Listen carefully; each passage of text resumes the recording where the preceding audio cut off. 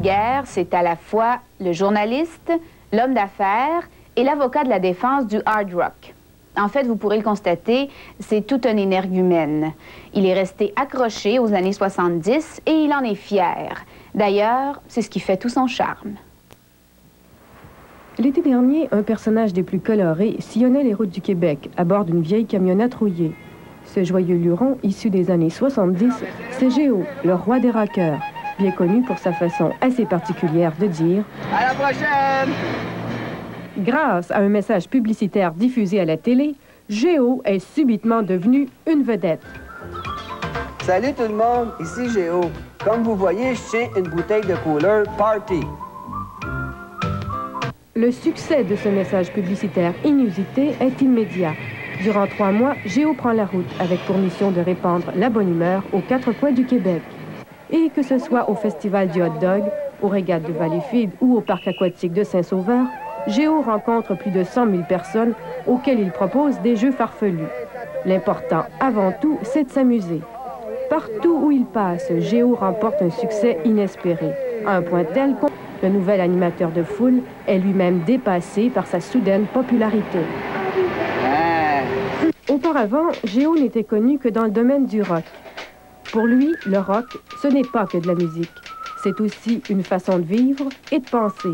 Une véritable philosophie à laquelle il consacre toute sa vie. Pour Géo, travailler, c'est s'amuser.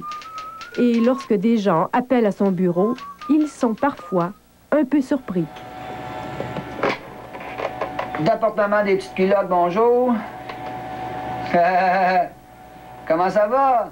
L'allure quelque peu bizarre et le ton on ne peut plus décontracté de Géo sont les ingrédients du succès de Famille Rock, une émission qu'il anime toutes les semaines depuis 3 ans sur le canal communautaire de Vidéotron. Malgré les moyens très réduits de l'émission, Géo réussit à y inviter régulièrement les grands noms du spectacle d'ici et même des vedettes internationales de passage à Montréal. S'il est fier d'accueillir de grands noms à son émission, Géo se définit surtout comme un découvreur de talents nouveaux. Donc à la prochaine. All right. All right. Avec Famille Rock, on veut faire connaître du nouveau talent. Mais si tu as une personnalité pendant ton émission, exemple, on nommera pas de nom, qui vient à ton émission, les gens vont regarder l'émission parce qu'ils vont dire « Hey, un tel, il est là ».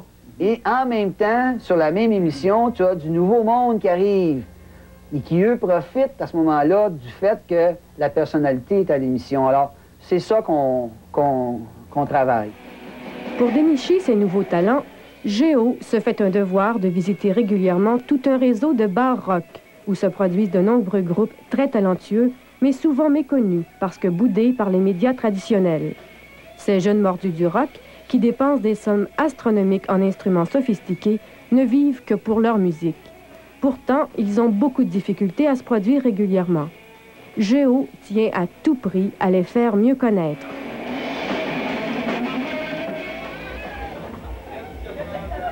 À l'entracte, Géo se rend souvent dans les loges de fortune des jeunes musiciens afin de connaître leurs projets et de les encourager. Pour les membres du groupe montréalais Watkins and the Spare Parts, Géo joue un rôle capital dans le monde du rock québécois.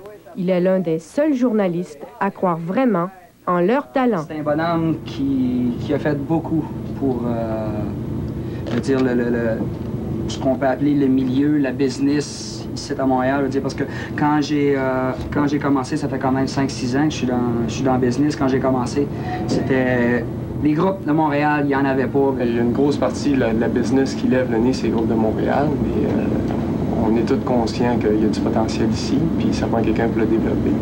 Puis Géo a beaucoup aidé à ça. Et vous autres, c'est important qu'ils continuent à faire ce qu'il fait? Oui, ben oui, on y tient. Géo est un rocker très occupé. Son implication dans le monde du rock n'étant pas toujours très lucrative, il cherche des moyens de gagner sa vie tout en continuant à s'amuser. Sa dernière idée? Se servir de sa tête, ou plutôt de ses cheveux. Il a en effet décidé de lancer sa propre marque de shampoing.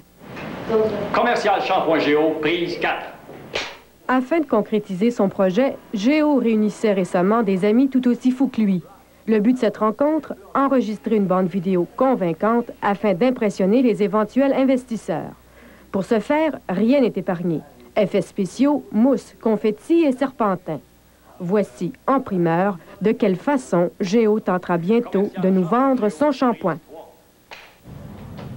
Salut les amis, voici Géo, le shampoing qui donne du rock. Wouh! À mes cheveux. Géo à la saveur de pêche. Mes cheveux s'en régalent.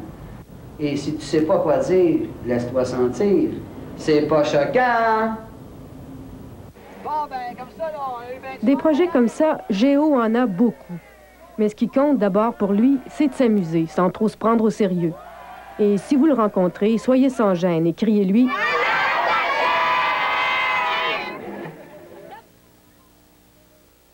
Un massacre de phoques financé par le gouvernement.